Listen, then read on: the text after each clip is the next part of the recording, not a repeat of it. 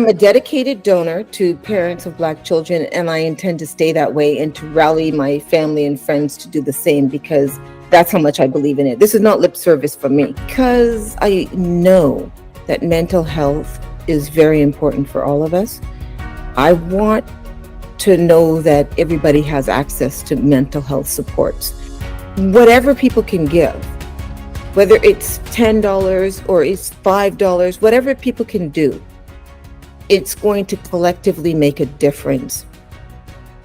So I just can't say enough about how important I feel like it is to give to parents of Black children and to particularly support mental health funds wherever we can. It's of vital importance for the community to rally behind mental health supports for Black children and families because we know that there are many barriers that currently exist when it comes to accessing mental health supports for Black families. As a mental health practitioner working on the front line, the number of referrals, the number of families seeking mental health support, the increasing cost of access, the increasing wait list for mental health supports within the community, we know that this is something that is very timely. Parents of Black Children is committed to empowering Black students through programs like the Edge Tutoring Program and our Omo Afrocentric Virtual Campus, or as we like to call it, the O, created to give culturally responsive drop-in homework help. After the first day, she came off of the class and she said, "Dad, you know what? I feel like she cares about me." And it kind of just hit a string with us. We were like, she cares about you? So we were amazed by that. But, when you look at the other part, so the teachers at school my daughter felt don't care about her, right? It is because of the generosity of our community that the O can keep improving to serve Black students for free. Her grades went from C's and D's to A's and B's. Her confidence level has skyrocketed. And this has been, 2 years later, over 2 years that we're still on this every single week, where she has access to tutors that look like her.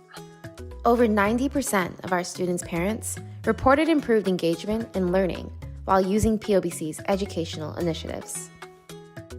It's not a matter if our children are going to experience anti-Black racism, especially in schools or wherever they go or when they leave their homes. It's a matter of how many times per day. I remember feeling shame that my daughters were experiencing anti-Black racism because that's not my burden to hold, nor is it theirs. I felt alone. I felt isolated, and I called PoBC and I was expressing this to them, how I was feeling. And I remember the other person on the phone said that your daughters deserve to be dealt with empathy. And I had to sit with that. Anti-Black racism is a crisis. It's trauma, right? And when you're experiencing ongoing trauma, having to advocate on behalf of your child who cannot speak for themselves. They're not in a position of power. They're not in a position of influence to speak for themselves.